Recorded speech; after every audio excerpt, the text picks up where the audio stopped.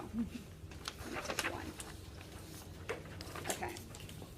So I'm going to read this to you guys for the full effect. Normal eating is being able to eat when you are hungry and to continue eating until you are satisfied. It is being able to choose food you like and eat it and truly get enough of it, not just to stop eating because you think you should. Normal eating is being able to use some moderate constraint on your food selection to get the right food, but not being so restrictive that you miss out on pleasurable foods. Normal eating is giving yourself permission to eat sometimes because you are happy, sad, or bored, or just because it feels good. Normal eating is 3 meals a day, or 4 or 5, or it can be choosing to munch along the way. It is leaving some cookies on the plate because you know you can have some again tomorrow, or it is eating more now because they taste so wonderful.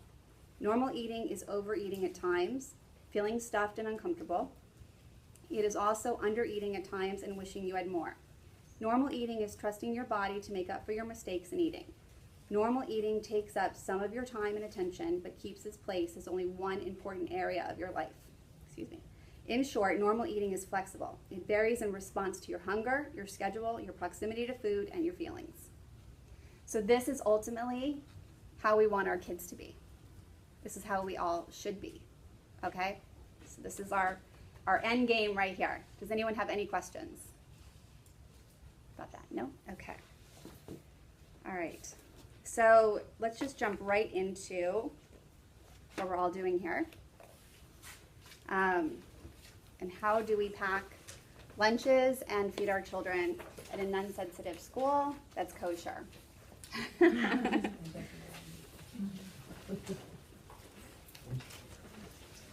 Okay, so what's coming around now? Actually, I need a copy. Here, I'll get in there. Thank you. So it's coming around now. Thank you. You'll see that the allergen is obviously the peanut and the tree nut. Tree nut's not a big deal compared to nutrition as far as the actual peanut is. So what you lose when you don't eat peanuts are protein, vitamins, and minerals. But there's so many other foods that can make up for all those missing nutrients that it doesn't really matter, and it's not a very big deal, okay? Did everyone hear me? Okay, so what this list is a complete list of all the nutrients inside the peanut butter and what foods make up those nutrients. And like avocado is a winner. You know, that has basically almost everything that's in peanut butter. So if your kid likes avocado, this is a good thing to pack for them. Now, what if your kid doesn't like avocado? What do you do in that situation? Do you guys have any of those problems? Yeah, you can disguise it and hide it, and then they don't know. But how do you change someone's mind? Keep offering it? 10 times. They have to see it 10 times without any value system on it. So you can't push them into a corner and say you should try this. You can't label them as picky. You can't shame them, but you can present it and you can talk about how much you like it. And then you can also get them interested in trying it by having them prepare something with it. There's a lot of entitlement that happens when kids cook. So the more that they can get their hands on avocado or foods that they don't like, the more empowered they will be to try it. And the other key to it is kids spend 60 hours with their peers, so they're more influenced by their friends than they are by their parents. So if you can get their kids to recommend trying it, they're going to try it. Okay? Does anyone have any questions? I mean, I feel like we should cover a little bit more about this, but does anyone have any questions about this? Well, it has a lot of meat on here, and we can't send meat. Okay, so you're talking about a 6-hour period. So there could be meat for breakfast, or there could be meat for dinner. How much protein does a child need is the real question. They need activities they have. Say it again? Depend on the activities they have. Well, they're growing, so they need more than we do, you know, but they need 0.8 grams per kilogram, you know, or they need 0.8 grams per kilogram to 1 gram. So if they weigh 45 pounds, you're looking at like 28 grams. So you're talking about 4 ounces in a day. 5 ounces in a day. You're not, it's not a lot. So an egg has 7 grams, not to mention the folic acid that an egg has, that you can't find in red meat. But I wouldn't be so bogged down that they can't have it at lunch here, because they get to have it for breakfast, or they can have it as a snack, or they can have it for dinner. Hot lunch 3 days is meat here? It looked like it, yeah. Yeah. 4 ounces is also not very much meat, right? I mean, it's A like. deck of cards is 3 ounces. So if you were to picture a deck of cards, it's 3 ounces. So you're saying about that a day for an average? Yeah, I mean, we need maybe 1.5 times that, a deck of cards. I mean, we need 46 to 50 grams of protein a day. So then that brings you to like all the fad diets, that are in the news. If you guys want to talk about that, we have nowhere to store protein. So if we're not exercising and recovering from exercise, and we're not growing new tissue, we just need enough for healthy blood and DNA synthesis, which is really 0.8 grams per kilogram. So that's like 50 grams. And there's 7 grams per ounce. So 3 ounces of chicken is 21 grams. I only need 50 in a day. If I eat more than 50, it's going to get stored as fat. There's nowhere to store protein. But it's stored as fat, it's not let go of the body. It gets stored as fat, yeah. Everything in excess gets converted to fat. Do you guys want a nutrition lesson? Yes. Yeah? Okay. I'm sorry, can I ask a really quick question? Yeah, Because yeah. unfortunately, I can't stay the whole hour. Yeah. I have a kind of a specific question. Yeah. I don't know if anybody else has this happening to them. My daughter used to be a great eater, would eat everything. As she's gotten a little older, she's gotten, I don't want to say picky, but selective in what she'll eat. And I found that there's many days that she comes home that she doesn't touch her lunch. And it's like, obviously as Jewish mother, or any mother, I'm like, Yeah. "How should I eat?" So I'm finding myself packing things for her that I know she'll eat that maybe are not the most smart food choices. And I don't know how to So a stop- calorie is a calorie. She needs calories. Right. And then that handout I gave you shows you that if you feel like there's deficiencies in any part of your child's diet, you can make up for it. Like they have an entire day to eat. So most kids don't eat at school. Okay, so I shouldn't be concerned that she comes home and hasn't touched her lunch many days. I mean, it's not great. She's going to have low blood sugar. She's going to be cranky when you get your hands on her. And, she's not going to be at her best. But most kids want to play. I don't know how the day school is, but I remember the ECC, like, there was a morning snack, there was lunch, there was an afternoon snack. I mean, these kids are well fed. Right. I don't know. Is there snacks? Morning. Snack time. Yeah. And then, what time is school over? 3? 3:20. Yeah, I mean, the best advice I could give you is not to worry. She will make up for it. Like this morning where she had like 3 bites of cereal, even though we made her eggs and all that stuff, but she wouldn't eat any of it. And then we'll see if she even eats her lunch today. At this age, they really only need a couple good meals a week to get all the nutrition they need. Okay. And is she failure to thrive, No, not at all. then there's nothing to worry about. Okay. She will make up for it. And the key is to not push food on her. Right. That is the key. Not to, like, there was, when I was in Mommy and Me, I remember Jackie saying, when a kid falls, and you're like, it's okay, it doesn't hurt. You don't actually know if there's like little tiny pebbles that can hurt them. We don't know how our kids feel, if they're hungry or not, and we don't want them to lose the innate ability to say, I've had enough. We don't want to teach that practice. Yeah. So Kim, do you focus more then on what the kids are eating in a day and then in a week in terms of vegetables and fruits? Because I mean, there's some Yeah. days or weeks that my kids will eat more of vegetables than other times. Is There- there more of a longer view then, or should I always be sending vegetables to school, even though Dexter eats for about probably 3 minutes and then has to run on the playground? You bring up a couple of good points. Like, I would certainly have very small containers with very small portions. Yeah, 'cause I More think it's a pleasing. different- Yeah. And like 1 carrot is great. 1 carrot's great. I mean, he's a little kid. I mean, he doesn't need to have 5, 10 carrots. But if he's always eating vegetables at dinner, I don't have to freak out that he's not eating it, like. Well, that was the second point, is that there are the same antioxidants in fruit as in there are in vegetables. And the recommendation for a child is 3 to 4 fruits and vegetables. So it can be 3 fruits, it could be 2 fruits and 2 vegetables. They're the same.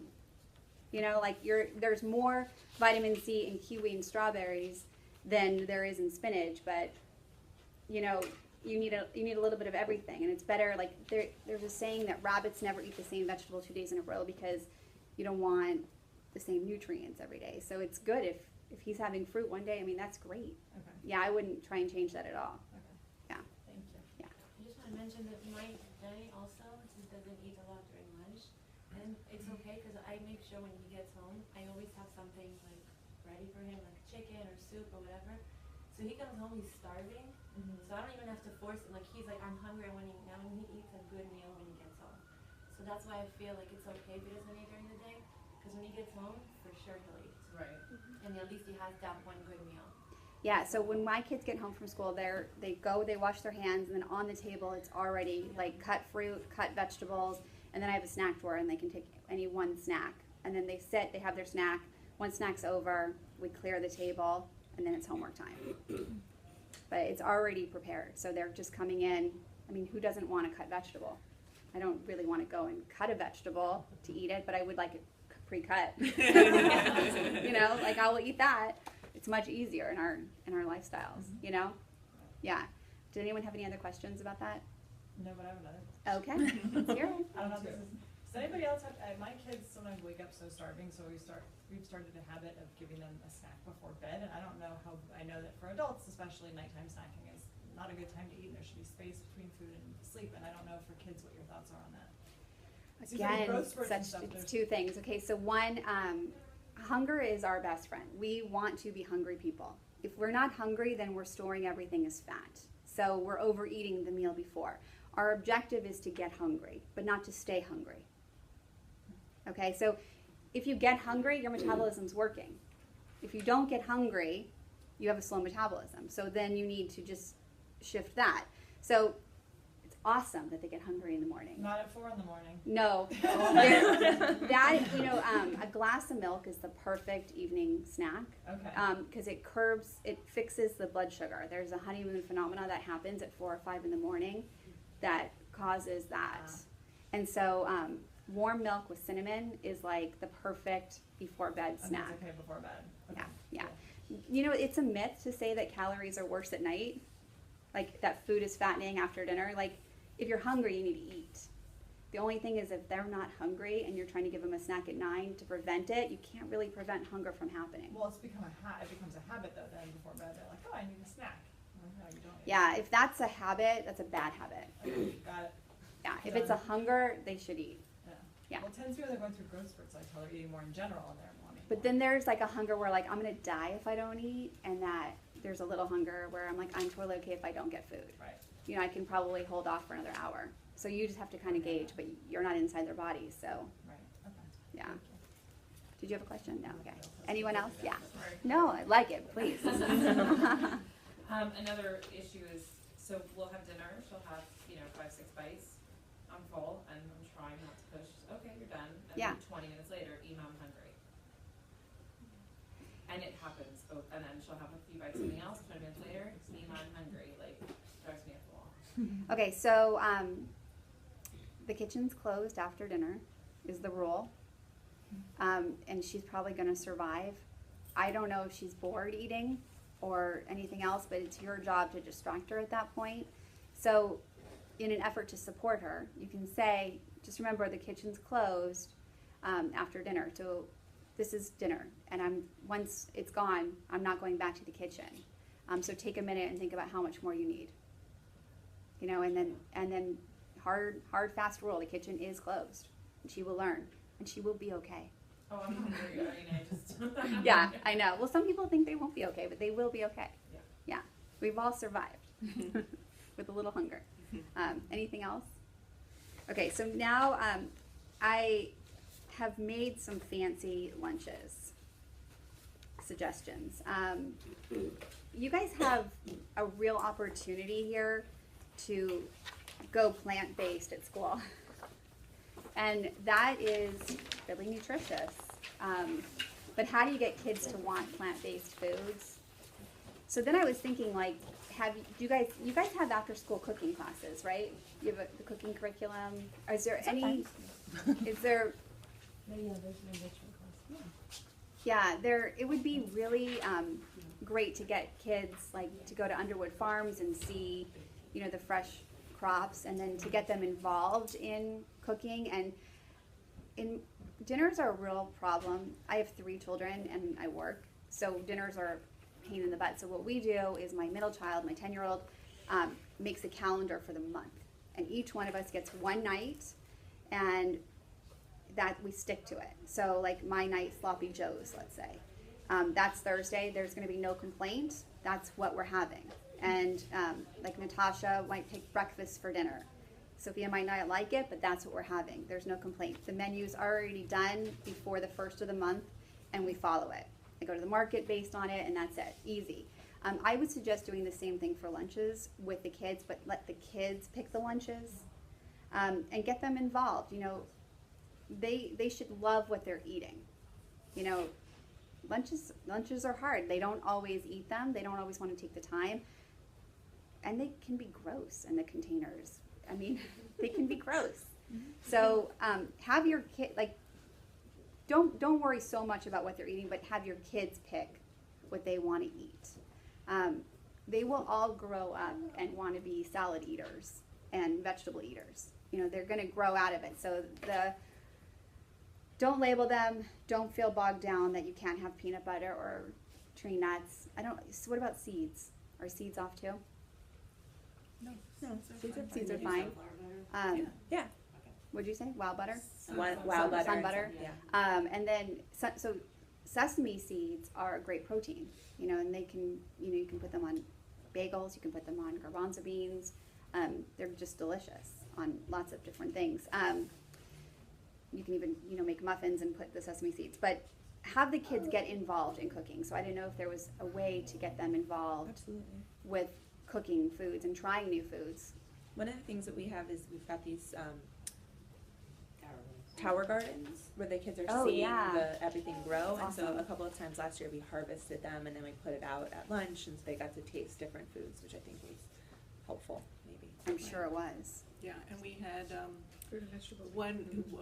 a week where we had color week, and moms like Tali brought in, so it was yellow, and they brought in fruits and vegetables that were yellow, and one day was red and one day was green, and the kids loved it because they tried different things that they would never have tried. So this would be like a great opportunity for you to add more of that kind of thing, especially with this, like the challenge of being kosher and peanut free. But it's only a challenge if that's how you want to look at it. I think it's an opportunity to kind of bring in more plant-based foods, which is very exciting, I thought. I don't know, that's where I went. So, Can I ask a question? Yeah. When you say let the kids make their own lunch, but sometimes they make really bad choices. One year we had a child who brought Oreo cookies to lunch every day, and was that all they brought? that's all they brought, and I was having deep breathing problems. So Yeah. So, I don't have that kind of feeling that you have. Kids need to eat kid food. okay. I mean, they're gonna grow out of it, but if they're not given the opportunity to eat it, it's a value that is put on that food, and then they want it more. Okay. What I do with Oreos is I buy the teeny tiny mini ones, and I have the tiny containers, and 2 or 3 little tiny Oreos go in there, and my kids do not know that they're really not getting giant cookies, and they're happy to share one of them, which is even funnier. So they're getting, and they're thrilled. But my kids have not been restricted or told no on any food. We don't label food as a treat or dessert. If Natasha when she was like 3 or 4 and she wanted ice cream for dinner, it was served in a tiny bowl. It was 1 spoonful because she didn't ask for a cup. She just asked for ice cream, and it was served right along with the fruits and vegetables with dinner and whatever meat and starch we were serving. And it was just part of the meal. right now my kids are the ones who go to parties and take the frosting off the cupcake and maybe take a bite and throw it out because they're not restricted. They can have it whenever they want. They just now have an option of saying yes or no. So, Normal eating. normal eating. So language like growing food and sometimes food, you would say is just not helpful. It's not helpful. Yeah. They will know it. They hear it. And they don't need that pressure from food. You know, they need to learn to eat when they're hungry, stop when they've had enough. And they need to have pleasure from everything other than food. You know, my mantra is to be fulfilled from life, not food.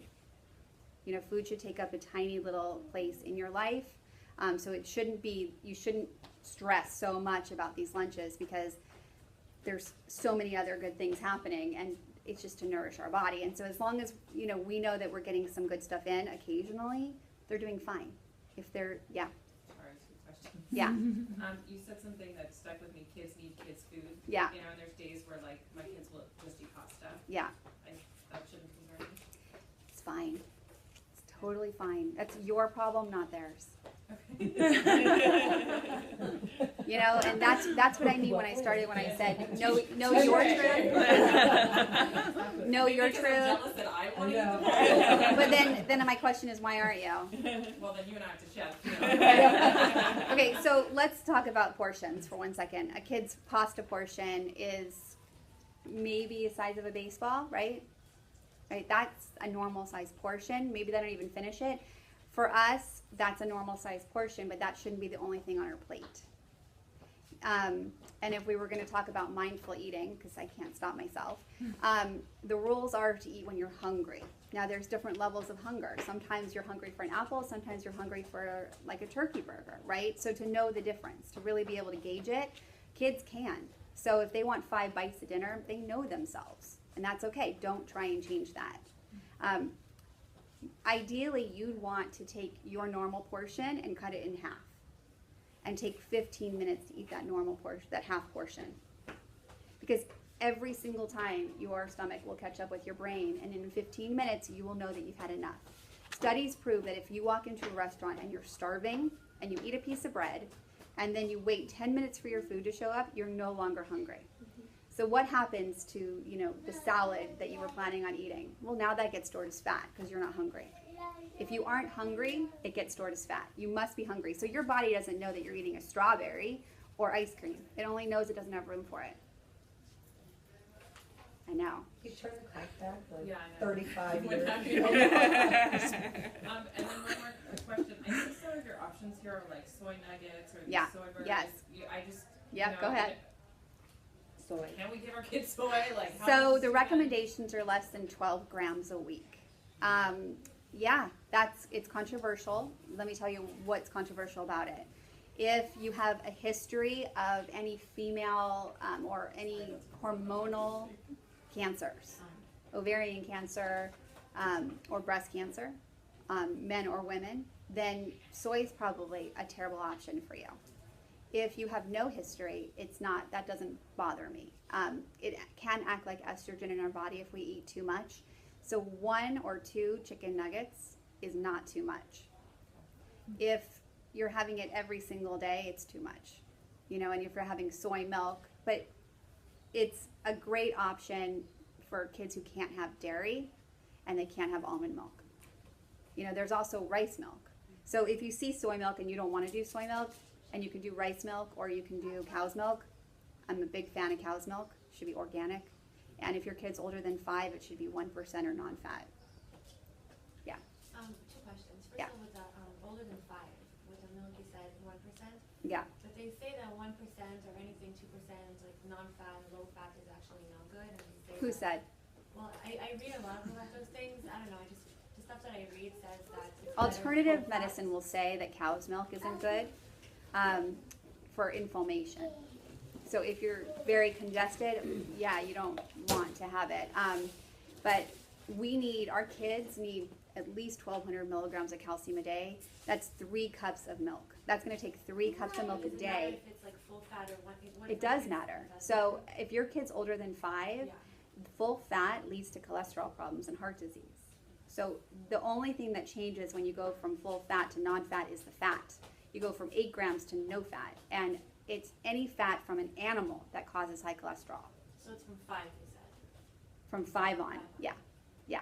Okay, and then what about hemp milk and rice milk? Is that healthy? Like, is that Hemp something is a to- seed, so if there's a seed issue, but it doesn't sound like there is, then you wouldn't do hemp. But most of these milks are now fortified and copied to be like milk. So almond milk, for instance, gives you 45% of your calcium, whereas a glass of milk gives you 33% of your calcium. Rice milk gives you 45%. So you would need 2 glasses as opposed to 3. So they're copied to resemble milk. But I still You believe, rather have milk than actual rice? yeah, unless you're lactose intolerant. No. Yeah, and it should be organic. Yeah, and hormone free. A question about your kitchen closed Yes. policy. So does that include dessert, or does that mean There is no like? dessert. Yeah, we don't have dessert. But my kind of dessert is fruits or yogurt. That's like what they consider dessert, and on a very rare occasion they'll get a cookie or something, but their idea of dessert is fruit or yogurt. Is that? So just like a doctor would recommend that you call body parts normal, I would recommend that you call food food. Like if you're having fruit, it's fruit.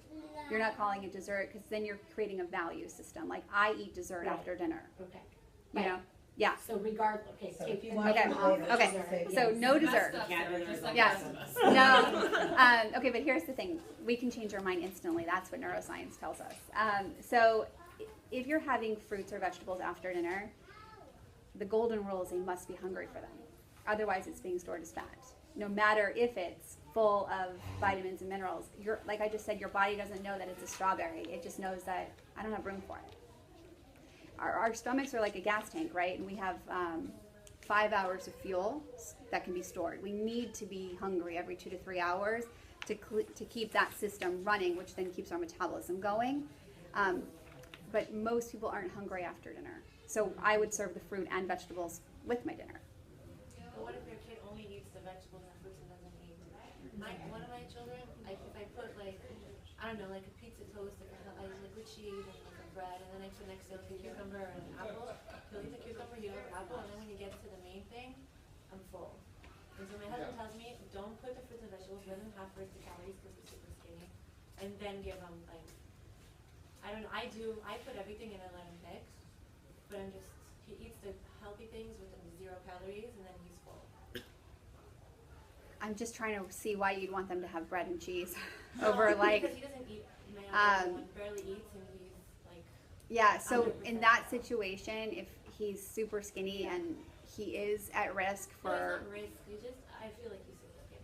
Yeah, Without necessarily- again, that's your truth, not his necessarily. Like if the doctor said he's tracking perfectly, then that's your thing, Okay. and I would let it go.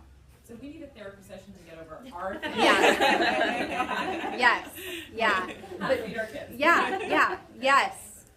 Yes. Yes. Did you bring your card? No, but my number's at the bottom. Okay. Yeah, but like it's just interesting. Like, don't worry. No, I just. Yeah. Like, if he eats it, like, Great. He won't always be. Yeah.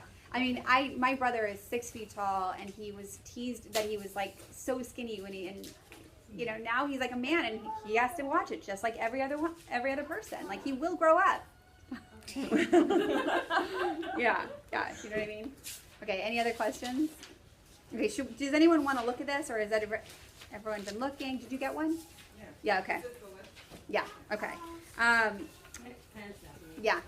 Just when you're saying the dessert thing is funny because I have family in the Midwest. My grandparents used to like, you go to a buffet. You pick like if you call it dessert, but you have your food. And a lot of times when they make meals, it was like, here's the meal, and there was like, if it was a cupcake or a cookie or whatever, it was like on the table with the dinner or lunch. Yeah. So I never thought of it as Right. dessert. So I wonder if like if people that do that, like you just include it in your, Yeah. and it can help change that mindset and how That's exactly kids right. or people see it and then feel it's part of it. So if you're sitting there eating like, I'm this, but I want some of that, you're gonna stop eating here. Right. So then you're balancing it all out. So trying to compartmentalize It's it. true. I mean, kids see, I can't remember the number. I think it's like, it's a massive amount of ads that are psychologically created for kids to want to go and eat those foods. The diet business is a $33 billion business. So any book that you're reading, it's you know, you need to stick with like the food pyramid and basic nutrition. I mean, we want to get all the nutrition in, but then the psychology of what's good, what's bad, what's in, what's out, you need to leave that outside. Like that has nothing to do with reality. You know, like kale's great, but not every single day. And then if you take blood pressure medication and you have any joint pain, guess what? It's the kale that's doing it, right? It's number one food causing gout because of the way it crystallizes in your joints. So it's not an everyday food. Yes. You said the kale? Yes. Not an everyday food. A sometimes food. It's a sometimes food. But you know what? Now kale's just as dangerous as a cupcake. Everything in moderation is the key. Yeah. So if Wait, you, can I quote you on that? Yeah. Kale is just as dangerous as a Go for it. Go for it. I have the science to back it up. so when you guys go out to a restaurant and you know that you are going to include a piece of cake, cookie, ice cream in your dinner, do you order In a it restaurant? In a restaurant. I Do don't you know order- that I'm going to include it. But then, if after your meal they said, like, what would you? Would you like dessert? Yeah. Yeah, sometimes the answer is yeah. Sometimes the answer is no, but it's not every single time. And But I'm I'm not, saying, 'cause I'm not like in your correcting house- the no, waiter. no, no, It's 'cause not like, what- wait, excuse me. No, of course, of course. Yeah. My question is because if we were saying let's just put it all out Yeah. there, I was just curious about. Yeah, how you no, do it. I was mostly talking about like family Family. home dinners, which we do more often than going out. No, I mean, and we'll say at 3 o'clock in the afternoon, like, who wants to go get ice cream? It's not like we do it all the time, but we're not restricting in any fashion. So most people aren't hungry right after dinner for dessert. So my kids aren't the ones who are saying, yeah, I need it. And then, you know, we have 4 different kinds of ice cream at home. So again, there's no, like, they're never feeling like they're not getting something. Does that make sense? Yep. Yeah. What else? You want me just to lead? What else can I talk to you guys about? Do you have any other questions about food? I feel like there's got to be a million. I read that kids go through like changes in their what we label as picky eaters. Like they'll be born and we could feed them peas and everything and they just eat it up, and then they hit a certain age and they get a little bit more selective about what they want to eat, and then depending on our reaction to it can help them like pass through that stage fairly unscathed or create Okay, so eating issues. every 7 years our taste buds change. That's a fact. So, you know, we have to make room for the change. And, you know, one of my favorite lines that I say probably all day long to every client is, I'm allowed to evolve. I don't need to stay the same person that I was yesterday. I'm allowed to try new things. And what happens when you label a child is that they are literally forced into a corner and they don't know how to get out because they don't have the verbiage. So number one is no label in any way. Like, you know, my kid's an athlete, my kid, you know, no labels, because then they don't know how to get out of that. And I would encourage you to tell all family members, grandparents, aunts, uncles, not to call my child picky under any circumstances. And in an effort to support your child, I would say take a minute and think if you want to try it, and then do a little cognitive behavioral therapy, like what's going to happen if you eat that? What's the worst thing that can happen? Have you ever seen that happen? Do you think you're going to die if you eat that? If you don't like it, you can spit it right out. You know, challenge them a little bit, but in a very supportive way, and no labeling. Yeah, it's a good question.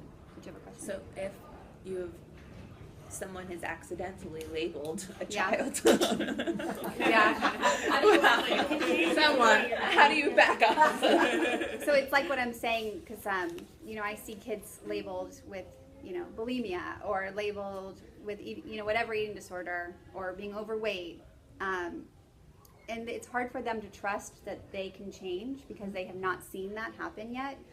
So again, it's a constant reminder that they are allowed to change, and that they need room to change, and that they're not like, you know, some of the things that I'll say to my clients is like, you know, I have blonde hair, but I don't talk about it all day long. You know, it's only like one small part of who I am. This is not a big deal, you know. Really minimize the narrow-mindedness. There's a theory that I like to cover with my clients. Have you guys ever had an itch that you couldn't scratch? And you're like, in your head, you're like screaming at that itch, and it's so annoying, and it's literally all you can think about. So sometimes people feel that way about food or about labels.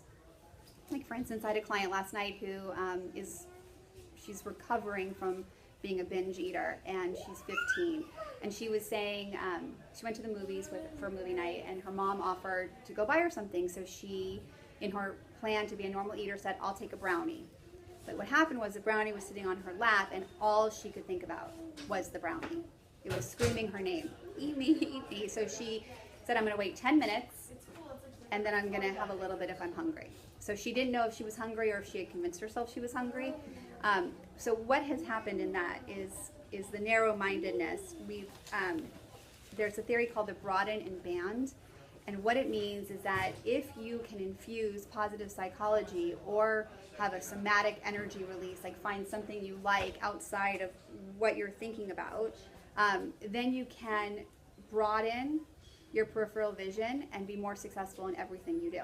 So what that means is that first she has to now be tethered to her body. She has to be aware that she's even having this thought, and then she can now change the thought process. So I think I got sidetracked, but the idea is to not focus on one thought. And if you are focused, to be aware that you're focusing on the thought and change, add a new thought in. It's a lot of work. It's a lot of work. Yeah. Yeah, I think I got What did you say it was called? That's called the broaden and band theory. Yeah. That's, okay, nice to meet you. Yeah, nice to meet you. Yeah, yeah. Does anyone have any other questions? Did I cover what you guys need to cover as far as the food? I think the information you gave us about the protein, because we're so focused on protein because of the meat and nut restriction, that it kind of is a relief that, you know what, we're probably focusing on something that doesn't need focus. Yeah. Right. I would agree 110%. I mean, especially if you can have eggs at school and fish at school. I mean, cheese, it all has protein, and we need so little. We need a lot. They need more than us, but they don't need so much. That's ridiculous. Most of our diet, 50% of our diet should be carbohydrates. Carbohydrates come from fruit, vegetables, milk, and starches. So 50% of your kids' calories need to come from those 4 food groups. And out of those 4 food groups, 3 of them have protein. How do you know what you should be aiming for calorically for your child? I don't think you should worry about it. I don't think you should worry about it. I think, like if you look at the food pyramid, has anyone looked at the food pyramid in a long time? It says 6 to 11 starches at the bottom. Mm-hmm. So somebody who's eating 11 starches would be like an athlete. You know, we're probably all closer to 4 or 5 starches in a day. Our kids can be anywhere between 6 and 11 depending on their activity. Mm-hmm. And that would be somebody who's like 2 hours or more of activity. Not most of our kids, honestly, like I have almost every one of my clients wearing pedometers. Most of them get 5,000-6,000 steps at school. That is terrible. You know, our kids are not that active during the day. Right. So maybe 5 or 6 starches. And then if you move up, it says, you know, milk and fruits and vegetables. It's 3 cups of milk. Mm-hmm. It's, you know, 4 or 5 fruits or vegetables. And then protein, it's maybe 4 to 6 ounces. And then fat, maybe 3 tablespoons. Mm-hmm. I wouldn't count calories. I don't think that's important. But I think making sure that they're getting the right types of food overall is good. But like if you look here and you see that they're getting avocado, a serving of avocado is 1/8 of an avocado, which means that if you take an avocado and you cut it into 8 pieces, 1 piece is a serving. So if your kid's getting 2 or 3 slices, I mean, this is amazing. What if my kid won't eat avocado, but if I buy like those avocado like salsa thing? Great. Like has stuffing Even better, because now you're adding vitamin C from tomatoes and you're adding prebiotics from onions. Even better. And parsley. So guacamole. Why not? Better. Go. Yeah. It can be, yeah. You write that down. And then, yeah. I'm learning so much. I have, Cupcakes kill. Yeah. I have a few questions. Okay. Okay, so you talked about the pyramid, but I thought the pyramid was mixed and it's now a No, it plate. shouldn't be. The plate. It's the same, exactly the same thing, different picture. It's not though. It is. The portions are completely, No, the portions are the same. The half cup, quarter cup, they're the same. okay. Yeah. And how many steps would you recommend for a kid to get in? 10,000 a day or? Depends on how old the kid is. Like this kid, He has a lot, plenty steps. you know, maybe 5,000, For 6,000. Nicole, Yeah. who's 11 and she's my height and bigger. 12. And then my other question is about milk, because I have read a lot of conflicting reports about milk, and now I have a baby, and the doctor says, you know, give him, he said 12 ounces of milk a day, for him at least. How old? He's 16 months, and I give him 8 ounces a day, because I give him cheese, but I don't know, I have read a lot of things over the years about milk since the other two were babies, and it's hard for me to give him cow's milk. Then don't. Give them. I mean, what do you feel like there's no issues, like the China study, the inflammation? Well, if you're talking about the China study, then protein would definitely be off the table at the school. Like you'd be happy not to be doing protein, right? Because the China study I'd says be happy not to do protein, but that's the China study says that protein. But like that's what I'm saying. Those are my issues. I'm trying not to. I was trying to make my family vegan, and it did not work. It's Yeah. it's a book that came out, I don't know how many years ago, maybe 7 years ago, I can't remember. But basically it says that protein turns the cancer gene on. So when you eat protein, animal protein, and you have food like with peanut butter, the toxin afloxacin in peanut butter turns on the cancer gene based on the amount of protein you're eating in your diet. So like all different, yeah. But if we're all having moderation, we're fine. Wait, so a combination of peanut butter and protein? Yes. I think they used to, any peanut, I think. Um, I heard that's like peanut is like, Well, now is it a new thing now? That peanut's not a new thing. It's always been always been? controversial. Yeah, as far in the Eastern medicine world, always. But if you're having a teaspoon of peanut butter occasionally, again, not going to hurt you. But if you're having a cup of peanut butter, I mean, I have a client who has a half a cup of peanut butter every single day with kale. Wow. My geez. No, but so milk. But wait, We have to get back to peanut butter. Yeah. okay. So milk, you feel is like you have no issues with it at all, No, I have no organic, non-fat milk. I have no issues with. right? But Well, I don't- he wouldn't be But full I'm not fat because lactose he's intolerant. no. Well, he would be full fat because he's still under 2. Are you talking about like the mucus in the blood? Yes. Specifically. He knows. Excuse me, I have to go. Can Yeah. I have your number? Or your You know what? email? It's on the bottom of the paper here. The one with the Oh, lunch. your number. Okay.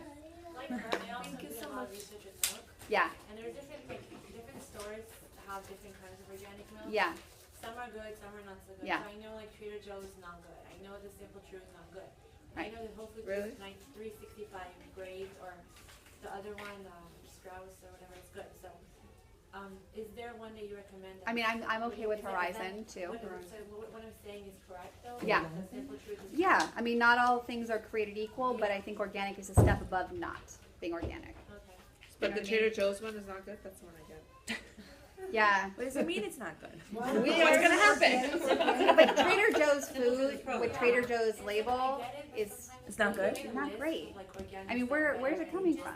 I don't know. Trader Don't drink Joe's. the water. Try to label it. But why is it better? That's my Private label. It's the way it's processed. It's the machines that are used. It's the whole system. Organic doesn't just mean organic? Sometimes it does, but keep in mind that like the organic farms are right next to the non-organic farms, and the wind does blow. Wind blows and the But it pesticides doesn't blow at the Whole Foods farm? Only at the Trader Joe's? The farmer they buy it from. You're talking about Trader Joe's That's what I brand just read milk. Yeah.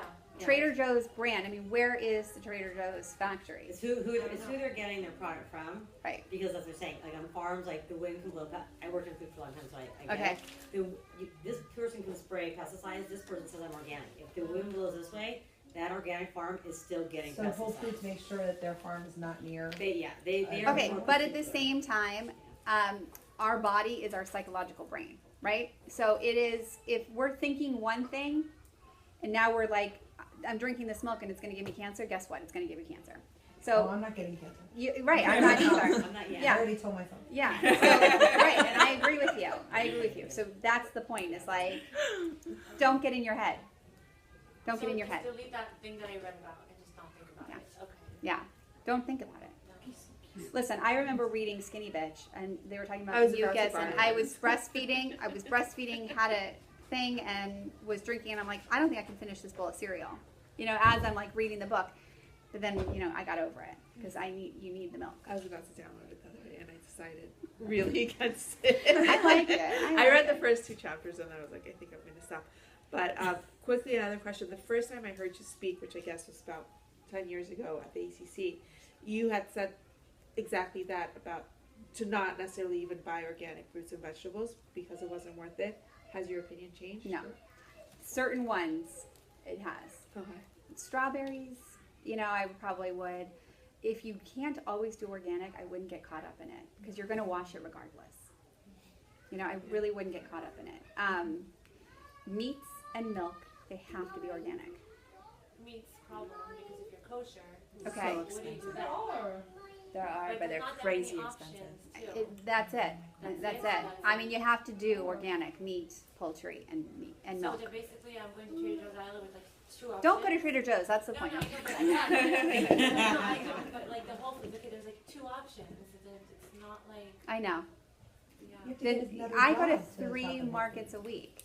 I mean, that's I go to like yeah. more than that even, but I'm just. It's I'm not going to buy enough. my meat from Trader Joe's. No, I don't buy. Yeah. I go to Ventura Kosher, Okay. and they have the signs. Okay, another question. No hormones. No this. Is that what does that even mean? It doesn't say Exactly that. organic. It doesn't say organic, but No, but it says no hormones. is it no natural? They're saying natural. So again, they're just telling you that it's not organic, but it's good that it's not doesn't have any hormones. So it could have no hormones and still not be organic. But the Trader Joe's, the kosher chicken, they have Empire kosher Right. organic chicken. Right. So that was Yeah. fine. Yes. Not the, I mean, no. Yeah, but but if they kosher. have if they have But I'm Empire, saying yeah. Yeah. Yeah.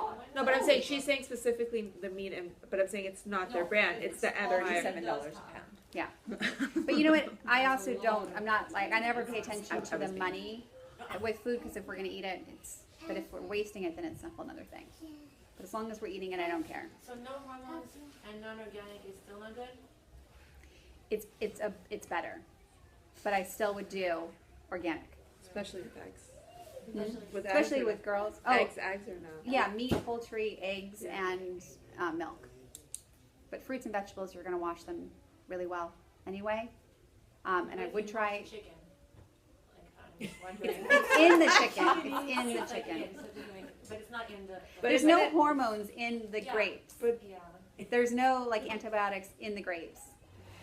They're giving the antibiotics to the cows. They're giving the hormones to the cows. There's another pesticides And then you're in the eating food? that. You're washing it off. It doesn't go in. Everything in moderation. I mean, how many grapes are you eating?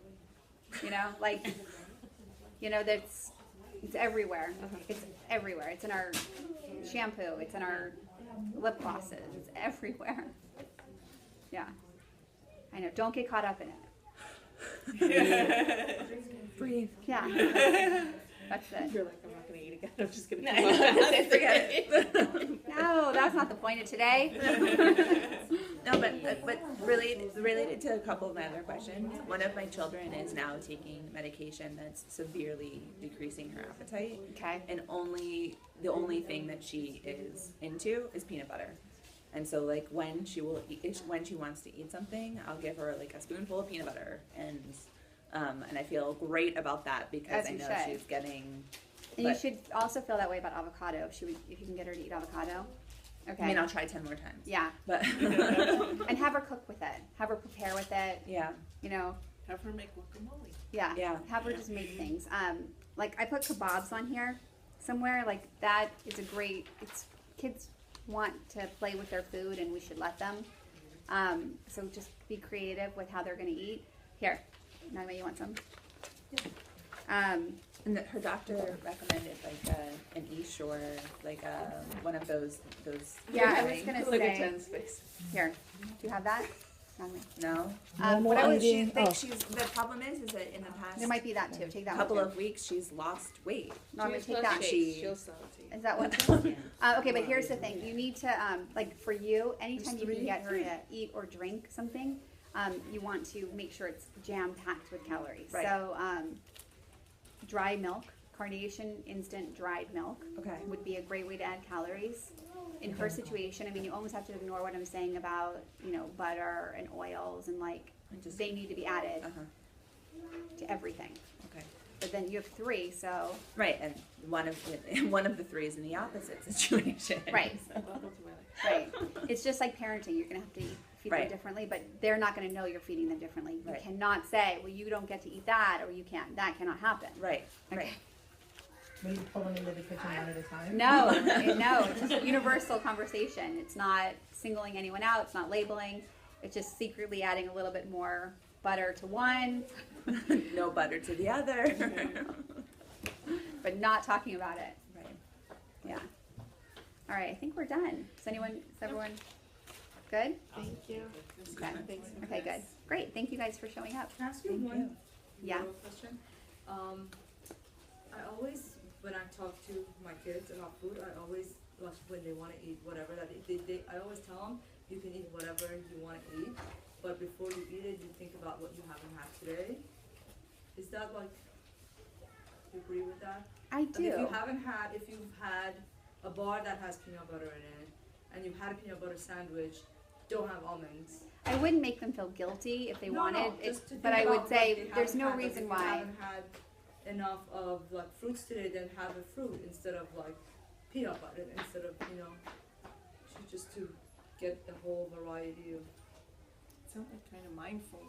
It does sound mindful, and I'm trying to think if there's a problem anywhere around it, and I'm Yeah, not is it sure. I don't have a problem with it. As long as you're not making them feel guilty and you're not No. using the power of suggestion. It's like No, saying, just to think about like if you haven't had yeah, a piece of bread today, and if you're hungry, then have a piece of bread. If you haven't had, I think it's okay. you know what I mean, like whatever you haven't had. If you Yeah. haven't had the vegetables, have a vegetable. You know, when people keep food records, like I had a client, oh my God, his food record yesterday was, and he's recently lost 7 pounds, and he's doing mindful eating. So his objective is to eat half of his normal portions. And his breakfast was a ham and cheese, something from Subway, Starbucks. Then he had a hot dog with sauerkraut and pickles for lunch. And then he had orange chicken and like a dumpling and something else. And I was like, all right, just imagine if we like put this all on the table. What do you think? And he's like, I feel fine about it. I'm like, great. So do I. Because he was not even ready to hear that, like, I was not okay with that. You know, so if he's not ready, what I'm doing with him is creating a solid foundation so he can eventually graduate and say, hey, orange chicken gives me heartburn. I think I'm going to have a salad. But he needs to get there on his own with a little goading. It sounds like if you say that, they're just going to get there sooner. You know, as long as you're not restricting or, you know, I like it. It's good. It's good. Well done. Well, thank you very much.